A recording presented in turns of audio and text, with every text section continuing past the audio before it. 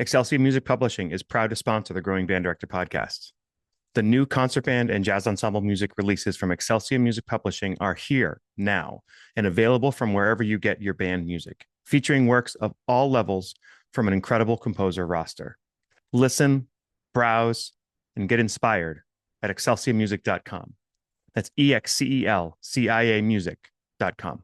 Tuner Caddy is proud to sponsor the Growing Band Director podcast. The Tuner Caddy was created by Mark Casperson, a band director with over 38 years of experience. Like most of us, he was tired of dropped tuners, wasted time, and students fumbling with their gear. So he did what any passionate teacher would do. He invented a solution. Mark designed the original Tuner Caddy after testing 57 different versions. The classic model fits right onto most music stands, holds any tuner, and even has a pencil holder. Then he added the Student Pro, a slimmer, binder-friendly with magnets, so it sticks right to the wire stands. And now there's even the TCT60M, a full tuner and metronome combo that's transposable and includes a 6-foot mic, super practical and more affordable than most other options out there. The best part is that these tools don't just help kids stay organized, they actually improve how we teach intonation and tone. Tuner Caddy is being used by some of the top programs in the country, from Texas to Virginia, and it's even been on stage at the Midwest Clinic and Music for All Festival. You can find Tuner Caddy at tunercaddy.com, at local retailers, or through Music and Arts, Sweetwater, and Premier Music Teaching Aids. They even offer support for educators writing grants. Check them out at tunercaddy.com. Do you spend valuable time all year correcting students' hand position instead of focusing on the music? Thumb Gummy solves this. These simple, cost-effective teaching aids fit on trumpets and trombones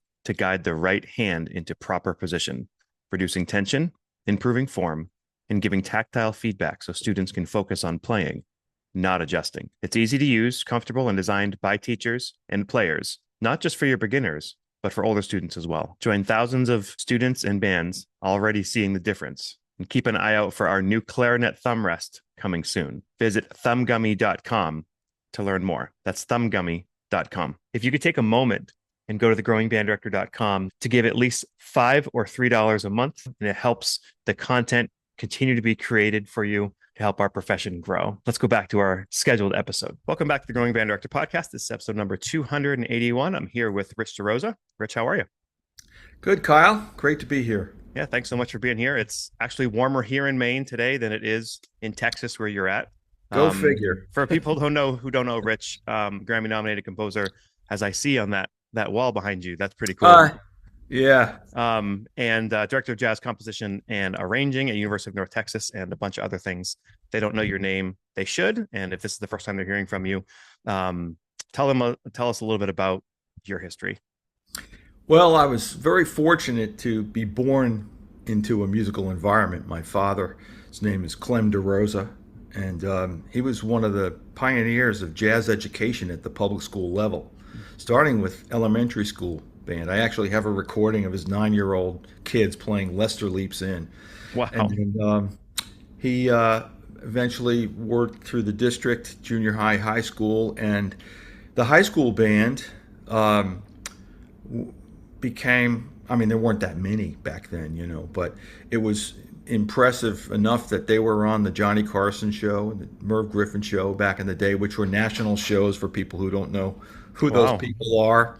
Yeah, so he, and then Stan Kenton heard about him through, I'm sure, some of the college faculty, because when Stan, at the end of the 1950s, was realizing that jazz, was no longer the popular music of the day, and so he saw the handwriting on the wall. He said, if this music is going to survive, it, like classical music, it needs to go into the schools.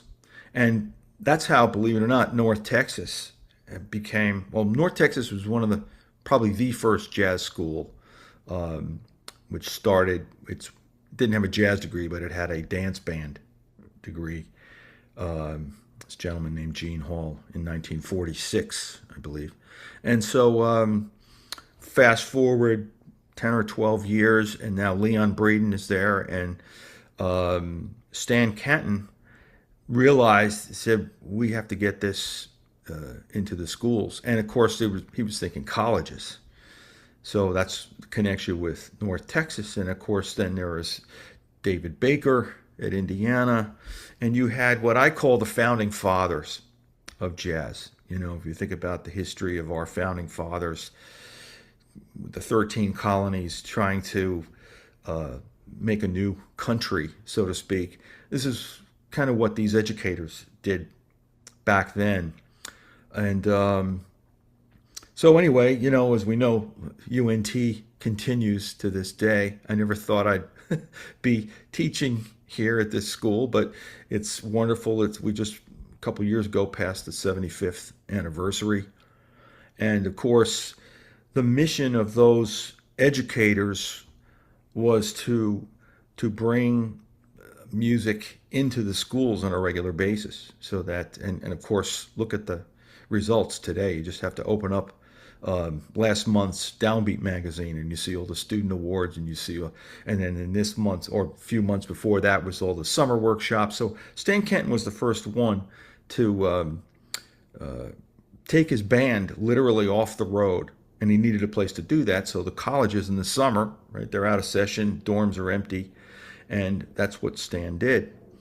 And so I imagine that at some point, one of those college professors, Jerry Coker, another one, John Laporta, that one of them probably said, the kids you're going to have coming to these camps are high school kids.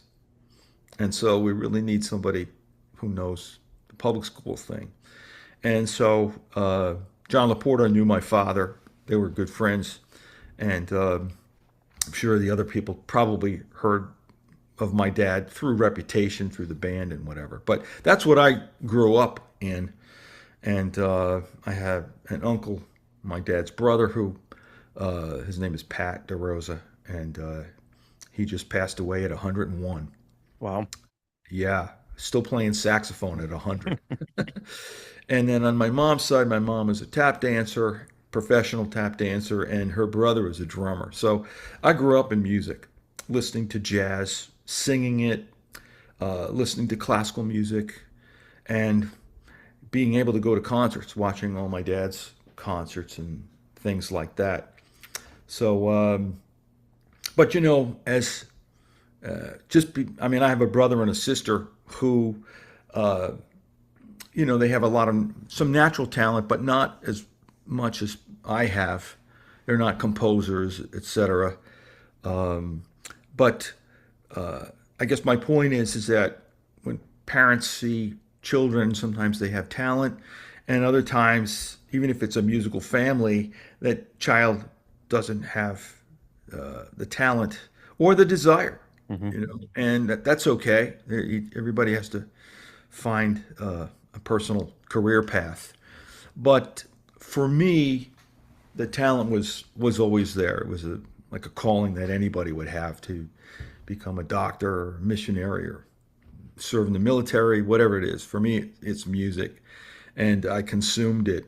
I remember when I started drums. Well, when I was in third grade, my dad had the drum set in the house. So I'd go downstairs, and I remember him teaching me. I think at 7, I could probably barely even really reach the pedals. But I remember him taking the stick, putting it in my right hand, and he goes, okay, now play this. Stick, bounce the stick, bounce the stick. Mm-hmm.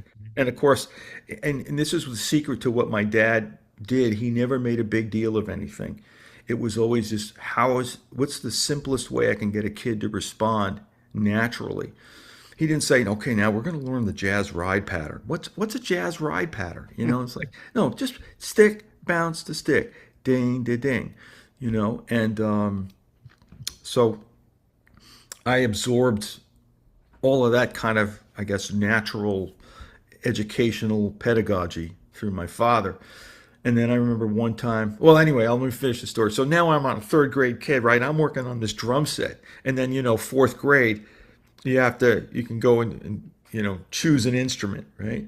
So, of course, I was going to go with the drums, And so now they give me with these 2 lumbering huge sticks and a pad, that. And, I go through fourth grade and it's kind of like, oh, man.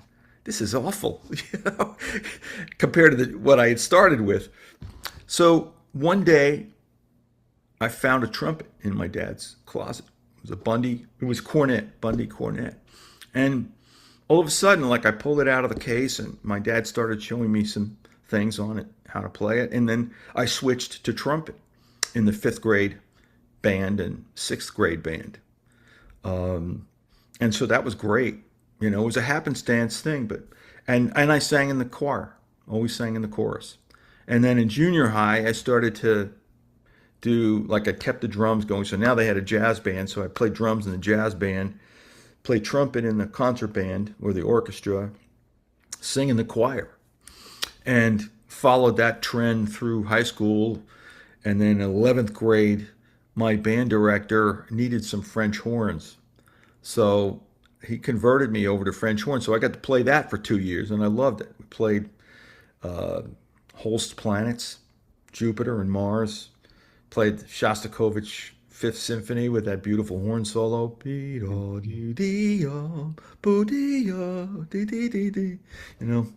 So it's just, I guess, and through the, I guess, I started writing in eighth grade. I remember one of my first arrangements was that was performed was in ninth grade chorus. I wrote an arrangement of My Cherie Amour. And then, of course, by the time I got into high school, I was writing jazz band charts. But I wrote for everything. And that's my advice for young students who want to compose is write for what's available to you. Don't worry about it. It doesn't have to be jazz band. It can be a rock band. It could be a vocal group. It could be for two instruments. That it could be for solo piano. It could be anything. And that's, to me, to have this voracious appetite to seize when an opportunity comes your way, to look at it as an opportunity, not as something to be scared of. And it's like, oh, am I good enough? A lot of times, do you yeah. find that a lot of your students, because you have a lot of students, you said both online as well as at UNT, and you find a lot of students have a hard time with the simplicity piece, with, like, they try to write something really hard Yes. right away? And it's with beginners, especially, like, if somebody's, I have to tell, there's a required arranging class at UNT. So it's akin to, like, when people are drafted, right, into the Army, let's say. It's boot They don't camp. necessarily want to Yeah. be there, versus people who want to go into an ROTC program or want to become a Green Beret or whatever it is. It's like those are like talented military people, and they want to ascend and be challenged. And then most people are not military people. And it's like, why am I here? And so, but colleges have done this. It's been part of the curriculum for all undergraduate jazz students, is that they have to take an arranging course. And it's great from the sense of developing comprehensive musicianship, but it's a tough class to teach because you have about 40 students. And this, you can imagine the spectrum of ability. You have natural talent people, you have people who are already writing, and then on the other side of it, you could say, well, what's the transposition of a tenor saxophone? And so, but one of the things that I try to encourage people to do, and I would do this with little kids too. If there was a 10-year-old who shows promise, say, look, you can write, you can just you don't need to know a lot of information. And so a lot of times I'll even demonstrate it. Say, look, if you know the C major scale, can you hear this? Yeah. Right? And say, let's just have two chords, And so I'm going to make it really simple. Like, here's a C major triad, and now I'd say, okay, let's just move this down.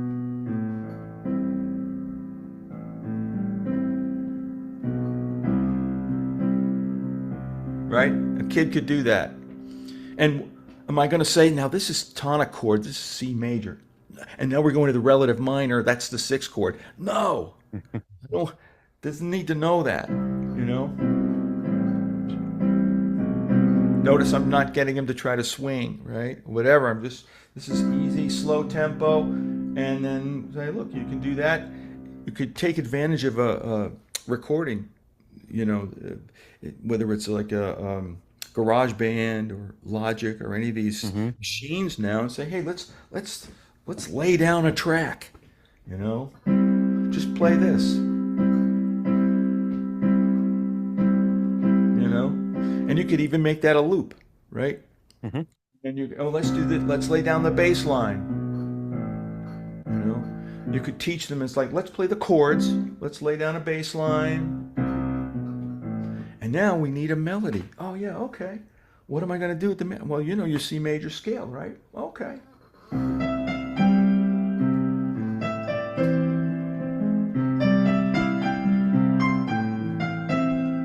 mean, there you go, right? I mean, any 10-year-old could do that at some level, or you Mm-hmm. could keep tweaking it, right? Because then what would be the next thing? It's like, well, let's try to have a sense of phrasing. You know, it's like in language, we don't just let words wander. We construct phrases and sentences. So, and you could show a kid, or you could demonstrate something like that. So to me, that's the idea of taking what you have to work with, you know, because if people are waiting to become educated and I have to know everything there is to know, I'll never be able to write like fill in the blank, Bach, Beethoven, Brahms, Stravinsky, Gil Evans, Thad Jones, you know, it's like John Williams. If you're waiting for that to happen, they didn't wait. Yeah. They started at really simple levels. So that's always my advice There's a correlation there too for band directors too, because we have this band that we want to have, but you're probably never going to get that band, or you might get like the rhythm section, but then the trombones are weaker, or the trombones are good and then your drummer's not as good, and all that. So like that programming and teaching the band that you have versus the band that you want to have. Don't wait. Do yes. work with what you have. And that's great advice for, you know, whether it's private student or an ensemble, because what's our job? We as educators, we are the professionals. So it's like a doctor, right? Let's suppose there's a doctor who loves to do surgeries. That doesn't mean the doctor should do surgery just because he or she loves it. And so we have to step aside as adults and as scholared, degreed professionals to understand my job is to work within the pedagogy that best serves this particular student. It's not about what I want to teach. Mm. It's about what this student can handle, what this student needs. And if that means I can't do any charts that have any 16th notes in it, or I can't do any, you know, there's all kinds of parameters, which of course the publishing companies for decades now have very wisely tapped into, because they realize what it is. And the public school directors are the benefactors of that, right? That they, relying upon the expertise of these music directors, music editors at the various publishing companies, they realize, so that you have a pretty good sense if you get a grade 2 or a grade 3, kind of know what it is. And now look, they've even, you could look at the score, you could listen to the recording, and those are tremendous assets that, again, going back to the educators, the ones who were doing this kind of thing. There's another gentleman in Long Island where I grew up, so my dad was in one district and this other gentleman was named Marshall Brown. And ironically, he was in the next town over. But these guys were the pioneers, it's like Davy Crockett and Daniel Boone. If you had nothing to work with, you had to do everything. You wanted to eat, you had to hunt, kill, prepare, and cook. And then you ate. And so there were no publishing companies. And if there were, they were probably publishing, professional level music for professional ensembles, And there was no pedagogy. They had the natural instinct to somehow figure it out. And the other thing to me that's really important for all of us as music educators is we need to, obviously we need to have knowledge, we need to learn about things and increase our knowledge. But to me, what makes more effective teaching is there's some people that can have the knowledge, and I'm referring to, let's say, professional musicians. They have a lot of knowledge, but that doesn't necessarily make the most effective teacher, because just because you have the knowledge, to me, there's two other ingredients that need to be there. Secondly, is to organize this knowledge in some kind of a logical curriculum. So, is that always from simple to complex? Well, that's better than starting with something that's too complex. But the idea, again, of conscious awareness of what do I need of all the knowledge that I possess? What can I pick out of the knowledge that I have and direct towards this particular student? Mm-hmm. you know and most of it's going to be left on the shelf. It's not, this student doesn't need all of this other stuff. And then the other thing, of course, to me, is the psychological part. That whether we want to admit it or not, as teachers, whether it's kindergarten or college, you're dealing with humans. You're dealing with people who, when they're in that situation. So if we become domineering or dictatorial or crass or whatever, there's that thing of kind of, and there again, you can't treat, or it's difficult to treat every student the same way. Some students need more nurturing. Other students need more discipline. They're going to come at us from different ways. So then there's the other thing of kind of like, you might have your band is generally at one level, and then you're going to have maybe three, maybe if it's even two kids in that band who you can tell are way more advanced than these other kids. Well, the smart thing to do is to pull those kids, give them something else that they can do. And Yeah. these are very often the ones that you can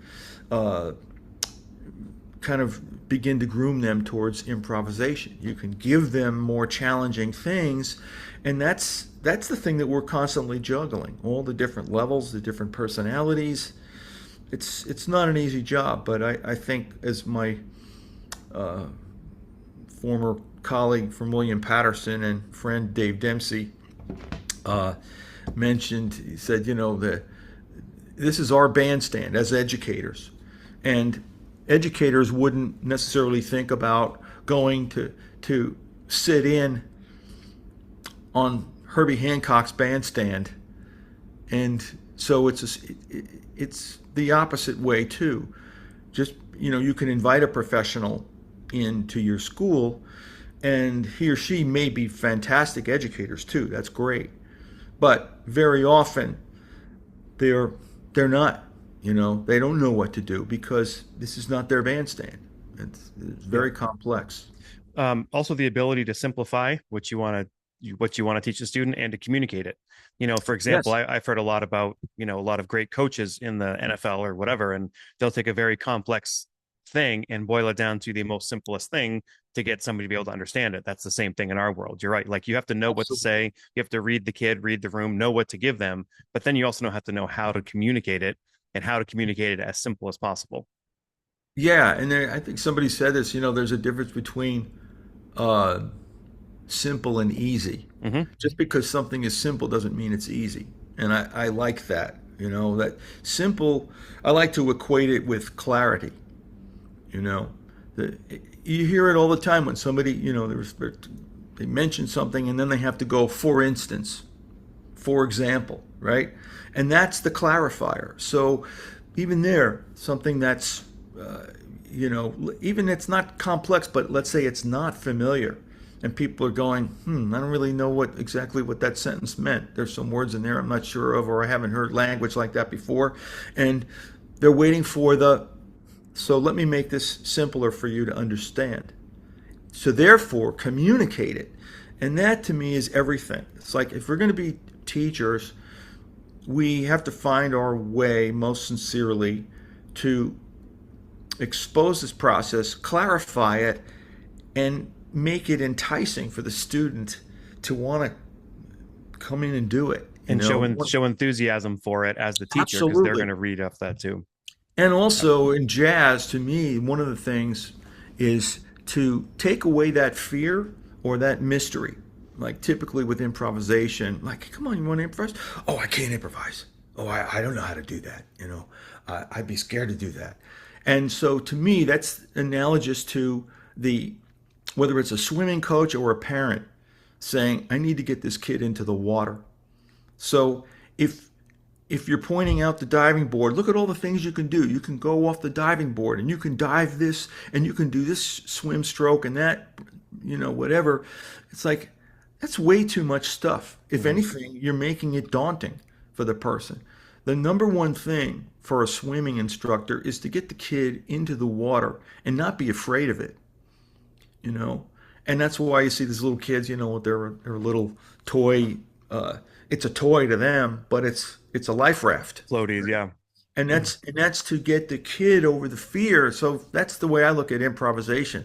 I just for anybody, and I'm talking whether it's a teacher, because that's one of my personal missions is to help music educators to to learn and to discover how simple improvisation can be when it's organized effectively to get immediate results and to take away that fear. And when you take away the fear, what you're replacing it with is confidence. And that gives you the sense of wanting to move forward. Like, you know what? I think I'm starting to crack the code on this. This Mm. isn't as mysterious and it's certainly not as scary. And now I see, oh, wow. And, then all of a sudden, these things are attainable. And to me, the biggest thing about, I know a lot of public school teachers, not in all cases, but in most cases, I suppose, when they're on the instrumental side, they're tasked with conducting, directing a concert band or a wind ensemble, maybe an orchestra, and then they have the jazz band. Sure. Well, that's, there's a lot more similarity between a concert band and an orchestra than there is with a jazz band. Why? What's the difference?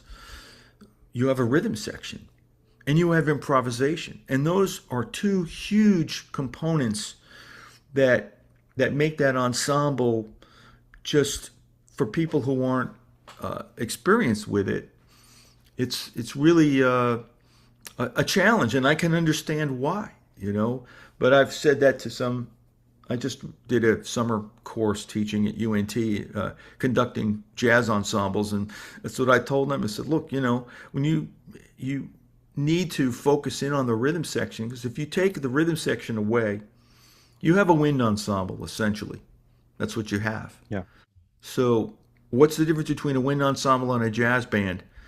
You could say the music, but it's really instrumentation wise, it's a rhythm section. So ignoring the rhythm section is like ignoring the motor, the engine in your car, boat, plane, whatever. It And I, it I, is it is that important. I think so many ignore it because they don't know what to do. They don't Exactly. know what to do. So Exactly. I know we want to cover rhythm section. So why don't we do a little bit of that right now? Sure. Um, yeah. So I think, so what are some keys for, I think, so when we talk about like being a good jazz educator, quote unquote, I think we talk about rhythm section, we talk about articulation, we talk about improvisation. Like those are basically Mhm. the three things. If you can kind of get your toes in those, that's great. So I'd like to get through each one of those a little bit today if Okay. we can. We're not going to, we're not going to cover everything when it comes to rhythm section that there is, It's a period. huge topic. Yeah, it's a Huge huge topic. topic. But I think one of the huge things I hear from people all around the world is like, get on the drum set, sit at the Hmm. piano, play the bass, Absolutely. like learn some of these basic fundamentals. Yes, and even if you can't play all of them, then my advice to the band directors would be find somebody who is a professional in your area. And you know what? That's much easier today than it was decades ago. Why? Just from my school alone, these young students who were very talented moved to all different parts of the country. So that could be one source right there. A young kid who graduated in your area from Berkeley or New England Conservatory or any other jazz school up in that area. Um, there's every region in the country has a good jazz program. Yeah. And if the director doesn't know any of the students, the director could call just by reputation. I know such and such school has a really good jazz program. Hi, I'm so and so from I teach at whatever district, and I know, I've heard about your jazz program and blah blah blah, and I really need a young student who could help me come into my school. I mean, what 22-year-old wouldn't jump at the chance to make $100 to come in Yeah. for the day, right? And and especially, I would say with bass, because double bass is, you know, the trickiest one. Because most kids, if they're playing bass, they're playing it on electric bass, and that's okay too. I don't want to say put it out there that there's a place for that too, including in my own writing. There's times like, man, don't you have an electric bass? I really, it's like, I mean, they're so different, but it's aesthetically, it's as different as, like, I really like to hear that trumpet part on flugelhorn, Hmm. you know? So, I did want and, to mention a time that I did that regarding especially drums. Just this past winter, we were doing Amoroso, the great Benny Carter tune. Well, Mhm. there's like a little drum part written, but it's not exactly what's on the famous recordings. And it's one of those recordings that, like, because it wasn't swing, I had a harder time hearing all the layers, so I couldn't sit down and figure out all the things. Yeah, So I have a good friend who's a composer and local drummer named Brad Jahomsky, and I brought him in. I'm like, "Would you do a lesson? And can I watch it?"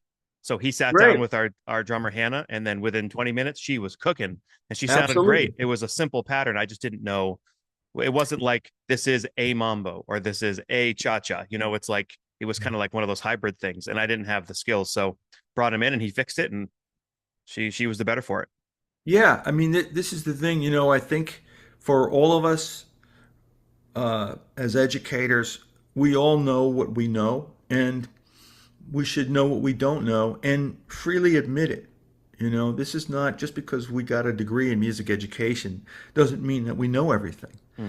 I mean, look at the medical community, right? When you think that a doctor, your primary care physician says, I need to send you to somebody else.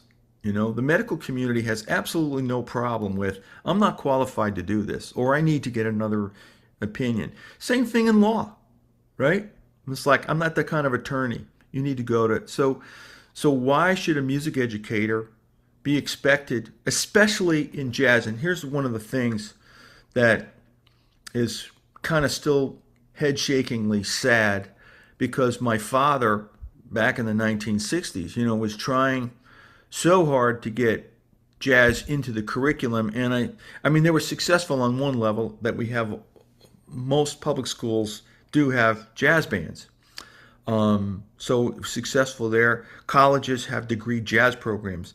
What I'm talking about is, what is the curriculum within the typical music educator today? Is there any jazz in it?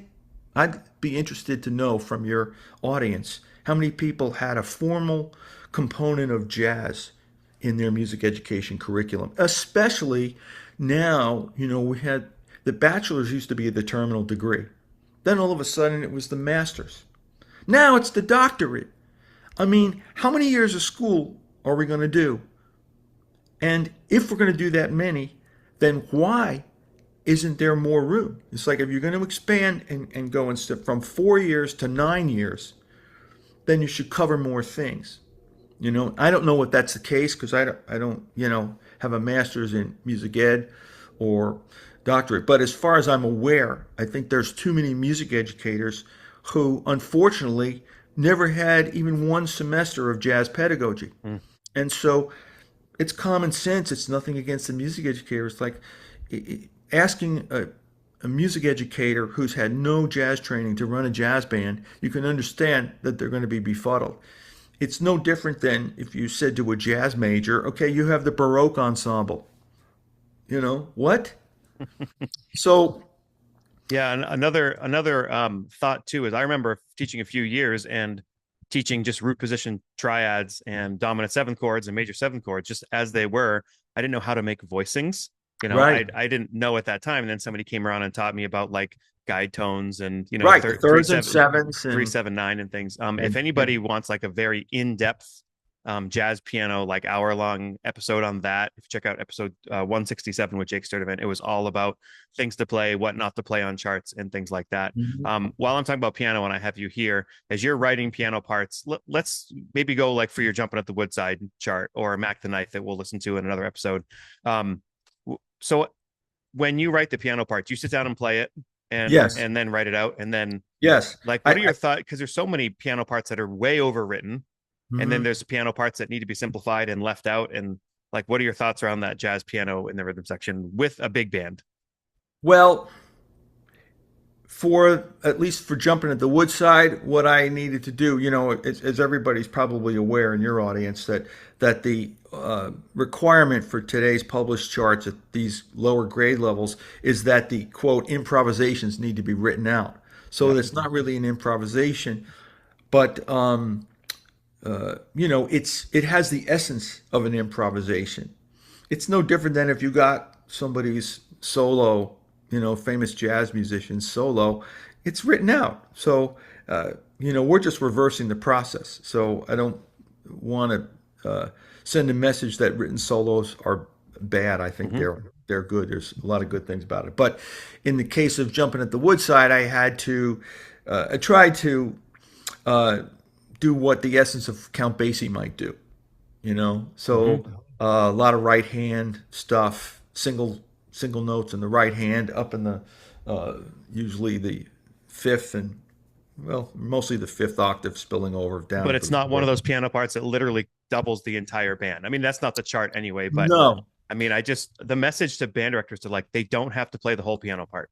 First, Well, and here's sit down with it yes. and figure out when are they doubling the horns, when they're doubling the horns, especially if they can't play everything. If like, Mhm. okay, I got to learn these 4 pages. What can I not learn at first? Yeah. Like get rid of that stuff. And then I'm, even then, sometimes the voicings are, I'm yeah. not talking about your charts, but sometimes the voicings are just like silly. It's like, do we need 8 notes? Right. No, we don't. So rewrite those piano The, parts so your kids can attain them. yes, and I'm glad you mentioned that because a lot of times the piano part is a grand staff reduction. Not completely, but very often. Um, for example, if you look at Kendor's charts, if anybody has any of the Thad Jones charts that Kendor published from years ago, you look in the piano parts and they're extremely dense. But what Thad had to do, like he might have instead of having let on one chord, he's going to have a chord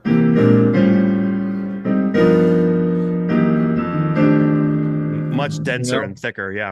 chord, that type thing. So all of that needs to be indicated into the piano part. And what that does is first of all, it notifies the conductor to say that the conductor can look at a quick glance and see what every voicing in the horns, like what are the horns playing on the end of three. You can look in that bar and say, oh, that's a such and such chord.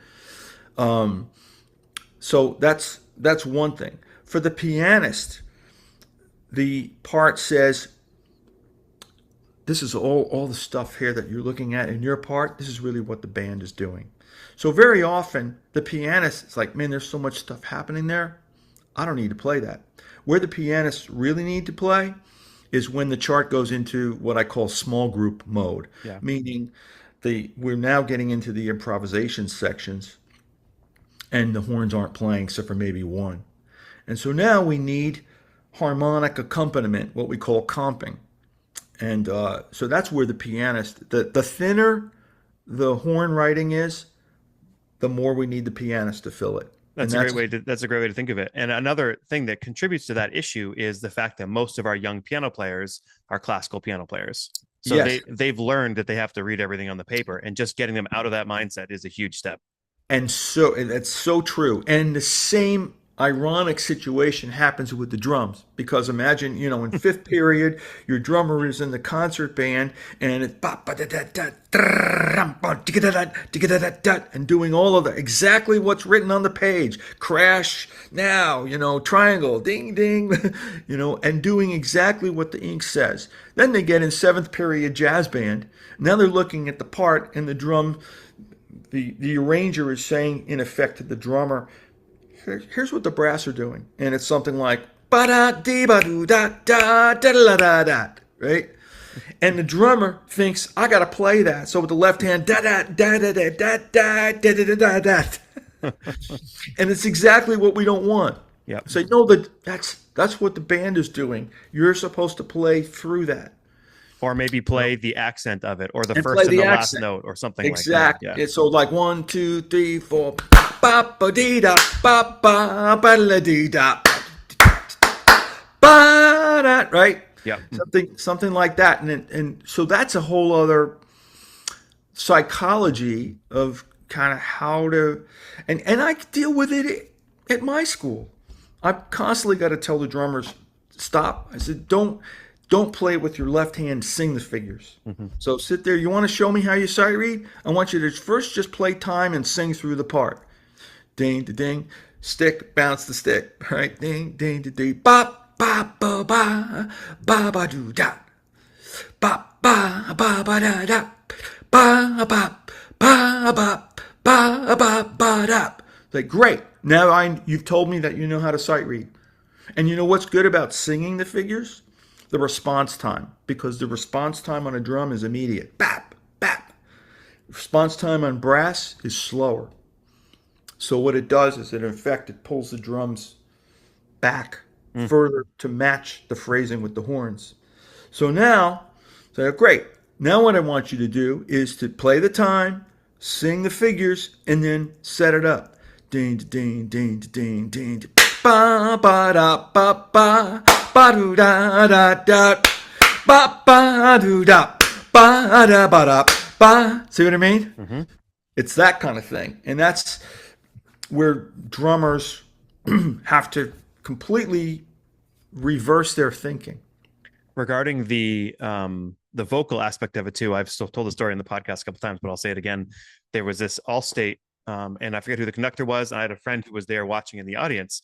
And one of the guest artists at that festival was Clark Terry, right? So Clark's hanging out. And of course, everybody knows Clark. And if you don't, you need to go check out Clark.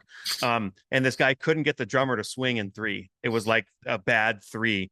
And then Clark happened to be on stage sitting around. He's like, "Do you mind if I go help the drummer?" And what are you going to say as a guest clinician to Clark Terry? No.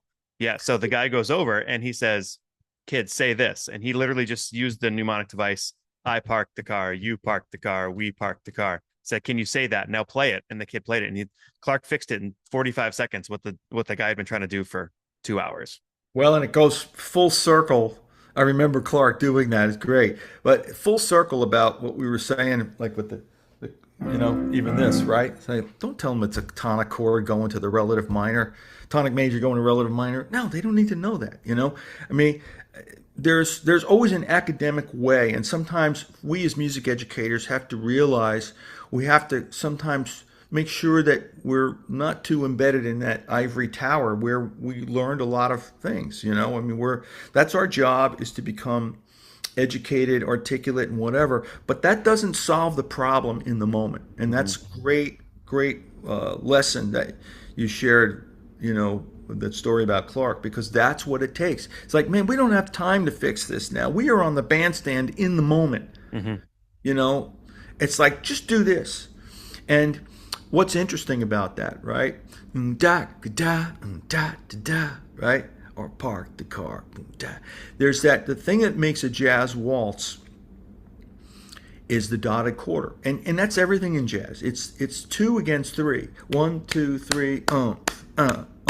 2, ding, and you can flip that, right? So now I'm doing it on the end of 1. Bum, da, da, da, da. Go park the car, park the car, park the car. And sometimes I hear it with drummers where they'll go with their feet, bass, hi-hat, chick, chick, boom, chick, chick. What that does, it's like da-da-da-da-da, chick, chick, ding, chick, chick, ding, right? It's like, man, that's not jazz. So, quick piece of advice for all the band directors out there. When you hear your drummer doing beats 2 and 3 with the hi-hat, get rid of 3. So now it's like boom, chick, rest, boom, chick, rest, boom, chick, boom, chick. And then after that, they can put the snare hit implied on the end of two. Boom, chick ba, boom, chick ba, boom, chick ba, boom, chick ka, ding, tick, ding, tick. And that might be 4 months for a kid.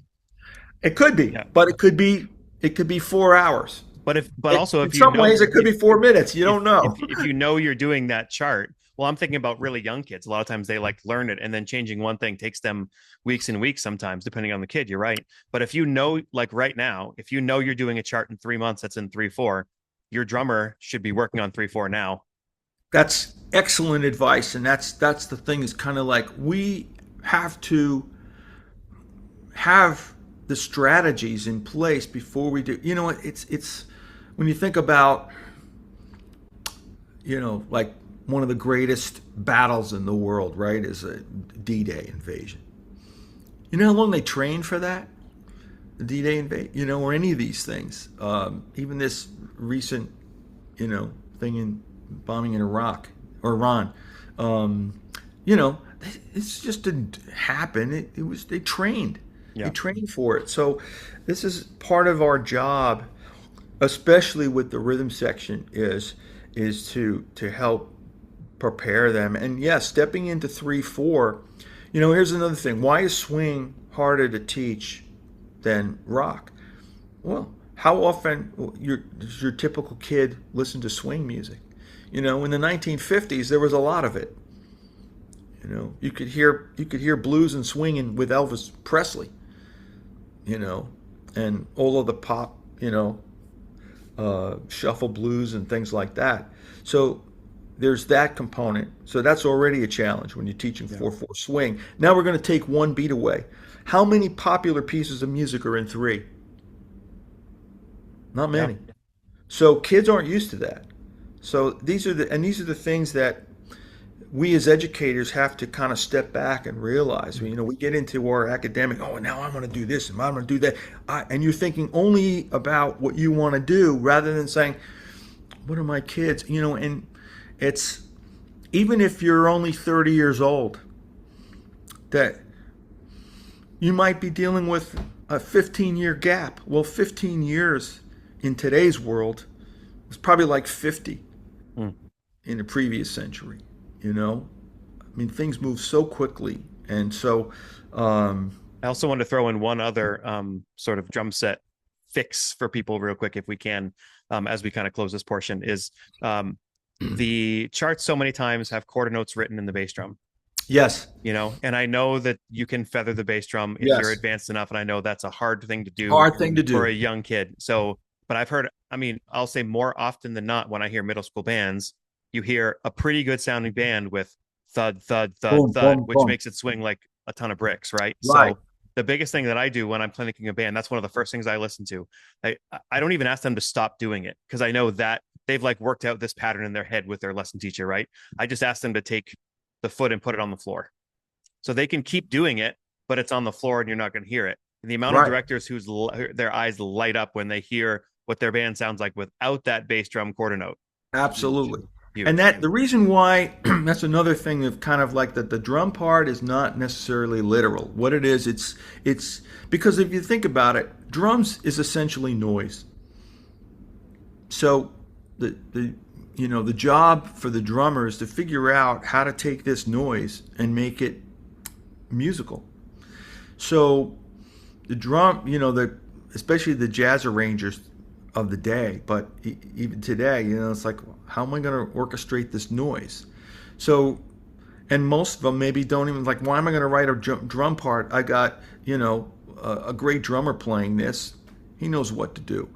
So that four bass drum beats in the bar indicates that the bass is playing walking bass. Boom, boom, boom, boom, beam, boom, boom, boom. That's what that means. And that if the all of a sudden it's quarter note, quarter rest, quarter note, quarter rest, bass drums on 1 and 3, that the bass is playing in 2. So the publisher should write, do not play this part. Exactly. This is the bass line. Yes. And and there's here again where we have some people who like rigid in the sense of upholding tradition. Well, they really should learn how to do that. Yeah, but what good is it if the kid is ruining the chart. Isn't it better to not have the kid play the bass drum at this point? And I absolutely agree with you. Here's another thing I would encourage band directors to do. For jazz, the most important aspect in swing is the ride cymbal. So maybe sit down with the kid, just like don't have the kid go to the whole set. Drum stool, ride cymbal. Okay, kid, here's your lesson. Boom. Stick, bounce the stick. Ding, ding, ding. And just have the kid do that. And maybe not for a long time, because who wants to do that for, you say, 5 minutes. Just want you to do that 5 minutes. But what can we do? Hey, try playing at different volumes. Try playing it at different speeds, right? And then then you bring in the hi-hat. Now let's work on the hi-hat. So say this with me. Can you get the cymbals to sound like that? Or hand clap. That's why we put the cymbals this way. You see, it's like a hand clap. Now let's make it consistent. Work on that. 5 minutes, only 5 minutes. That's it. Well, now what's funny is those run the band, but you want them to be loud in general. Right. You want it, and that's why we want to get that. And then maybe now you bring the kid with the bass drum and say, today we're just working on the bass drum. And what I want you to do is the beater only does this. You know how hard that is to do? Yeah. Train your leg to just do that. Right? And say, so one thing at a time. Just 5 minutes. 5 minutes a day. Just do that. Okay, now, ding, chack-a-ding, chack-a-ding, chack-a-ding. Now, can you do that while your right foot does this? Yeah.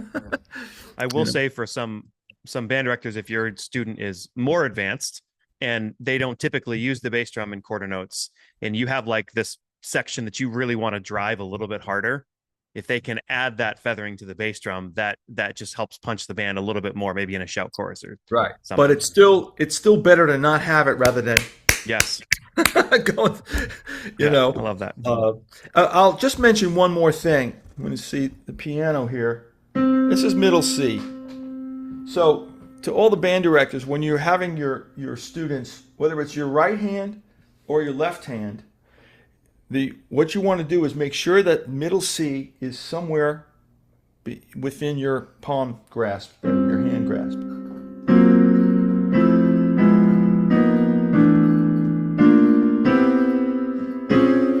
There's middle C right there, or on the bottom. So you're saying don't voice anything too high or too low so you can't reach middle C. Right, because this is where the meat is, and if you go too low, it's going to get muddy, which is fairly obvious. But very often, sometimes I hear pianists do this and want to go high, and then they bring everything up. The left hand always stays in the middle C region,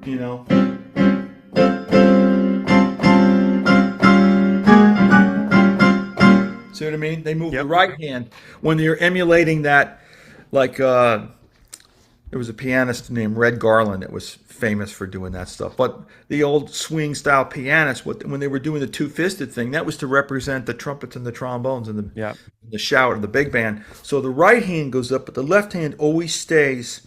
And the other thing about the proximity of that C is that it forces you to voice lead. Mm-hmm. I love that. Yeah, it's really, and those are the kinds of things, to me, it's like, what can I say in one sentence that's going to have an impact and get some results right away? To me, we don't have the time. We've got the other thing is, we can hold all this knowledge in reserve, and the student will tell us when they're ready for us to divulge that. Yep. So that's the way I look at it. It's just kind of like, just keep reeling them in. Simple. Get them doing this, doing that. And, even if, when you're giving advice and you say, wow, how is it that you always know the answers? Well, it's like I'm glad you asked that question. Okay, well, I'm ready. You want to learn some more? Okay, well, let's talk about, whatever it is. We sincerely appreciate you taking your valuable time and listening to the Growing Band Director podcast. Your students are very lucky to have a band director like you. If you have any suggestions for episode topics or think you have an area of expertise to share on a show with us, please reach out. If you enjoyed this episode, don't forget to subscribe. And if you want to help spread the word, please give us a 5-star review and tell your band director friends to subscribe as well. We're available on Apple Podcasts, Spotify, our YouTube channel, and wherever you listen to podcasts. Thanks for listening to The Growing Band Director. See you next week.